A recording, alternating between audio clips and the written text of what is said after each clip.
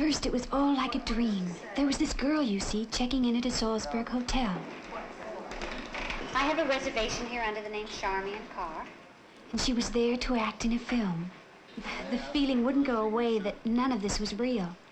Like signing the register to the strains of an Austrian marching band outside.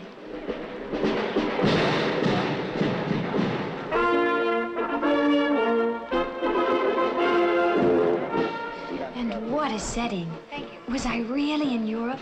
Was I there to make my first movie? Was I that girl?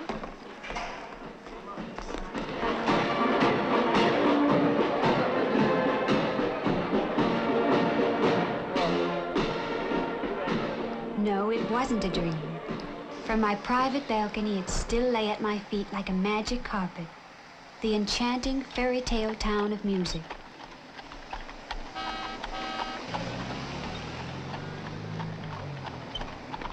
And so I plunged right in with both feet. All around me as I stepped out, the ancient and modern in striking contrast, often side by side.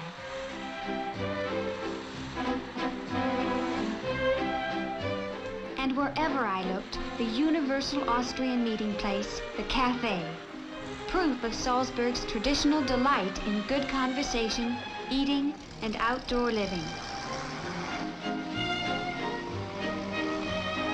I'd seen so many pictures of the city, but what a difference to see it, taste it, listen, and feel it myself.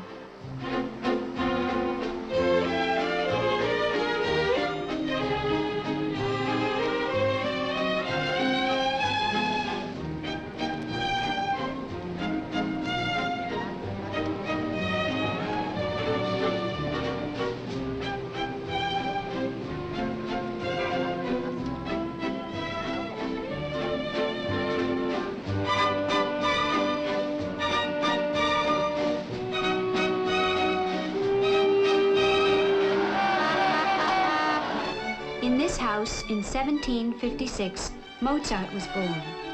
Here he began playing the piano at only 3, composing at 6. Imagine the sounds of music that must have echoed from these walls.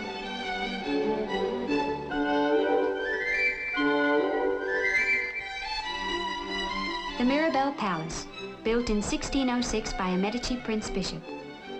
I counted the marble cupids of Donner's beautiful staircase, for this was a palace and garden built for love. And here some odd sounds and sights lay in store for me.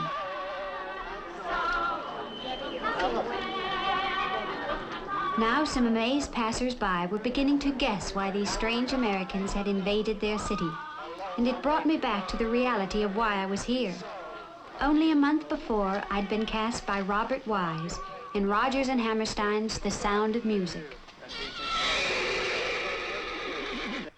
But it was time for me to stop horsing around and buckle down to work. In my hotel room, the film's dialogue coach drilled me on my lines. No. Remember the word worry? Worry. Worry. Worry. Like hurry. Hurry. I'll show you. Say courage. Courage. Hurry. Hurry. Worry. Worry. Governess. Governess. Ugly. Ugly. That's right. I'll say the line again. Don't worry about Father. He's a big naval hero. He was even decorated by the Emperor.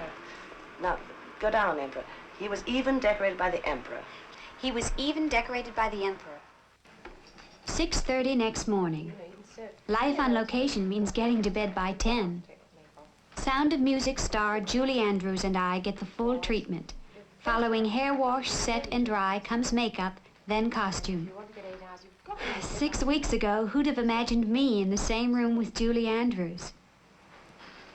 Locations won't give you...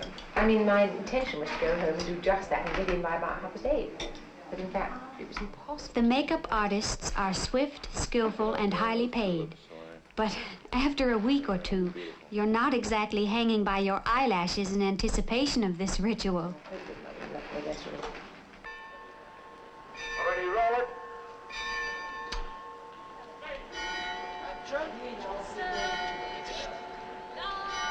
By 8:30, we're outside. And high above the city, arc lights are lit and the giant 70mm camera begins to roll on our spectacular set and co-star the city of Salzburg itself.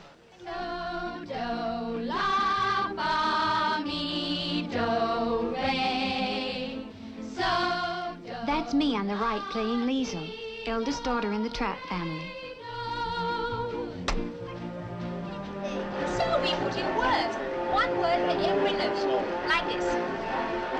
When you know the notes to sing, you can sing most anything together. When you know the notes to sing, you can sing most anything. When we finish here, the day is far from over. 10:30 p.m. We're still hard at work on another scene. Here, something like 2,000 extras fill an ancient outdoor amphitheater nestled against a mountainside. The scene we're shooting features co-star Christopher Plummer as my father, Captain Von Trapp. Making a movie on location can be glamorous at times, but for me the best part was my rare days off, meeting local people and sampling the town. Hearing sounds like Salzburg's famous glockenspiel.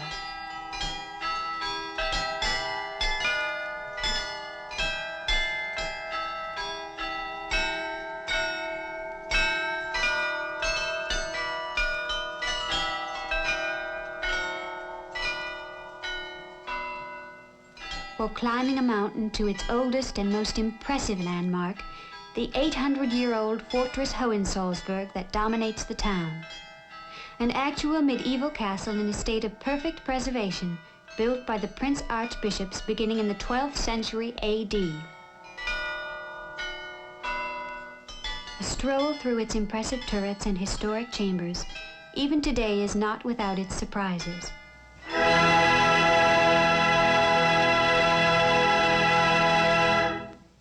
That bull-throated roar that nearly blew me off the battlements is from the castle's 15th century bull organ, certainly not misnamed, and still blowing strong after 500 years.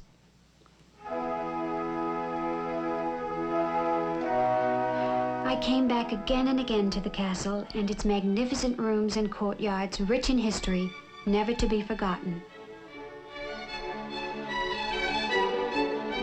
Like the living room of the wealthy prince, looking as though its former inhabitant had just stepped around the corner for a sandwich.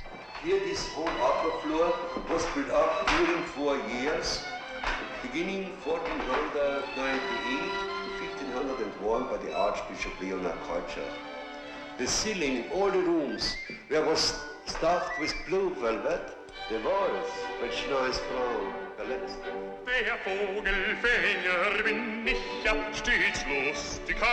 Local holiday, no shooting scheduled. So this morning I was privileged to visit backstage with the world-renowned puppets of Professor Hermann Eicher.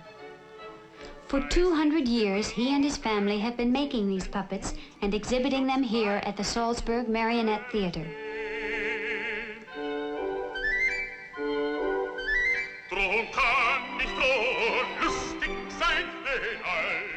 This was Mozart's Magic Flute in rehearsal.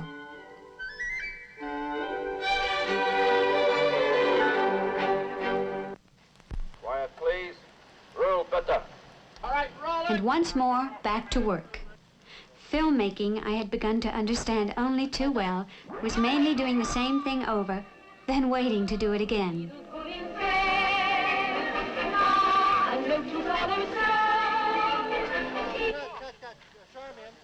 But the gentle voice and manner of producer-director Robert Wise somehow made everything we did come more alive. It seemed as though his patience had no end. Over and over and over again. And then, once more, please. But with each retake, he seemed to lift the quality of the scene. Just let some of my friends back home tell me this isn't work.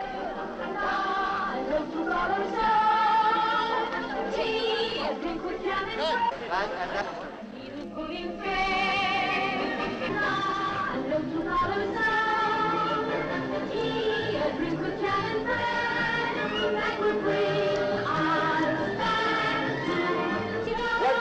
4, 5, 6, 7, 8. 1, 2, 3, 4, 5, 6, 7, 8. 1, 2, 3, 4, 5, 6, 7, 8. So, go.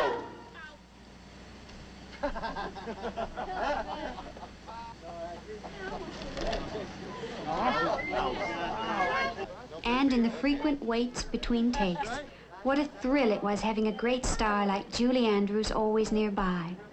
How natural and charming she was to talk to. Someone told me you went out to dinner with the Baron last night. I went to dinner with the Baron. He was very interesting. His father is Duke of something or other in Vienna, and they have a big castle there and 3 houses. Did you go to the castle? Where'd you go? It's in Vienna. We went to dinner at the Golden Kirsch. Oh, I've been there. It's lovely. Isn't it nice? It's good food. I'd been there once.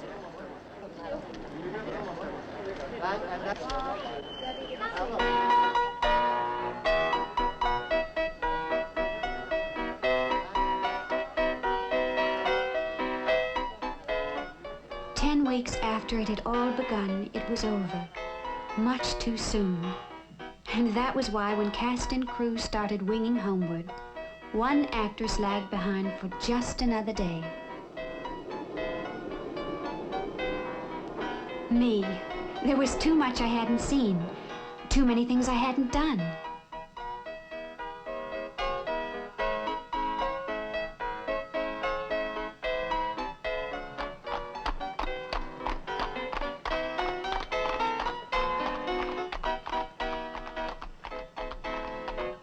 Like a carriage ride past the colorful fountains and squares with a non-square Austrian student.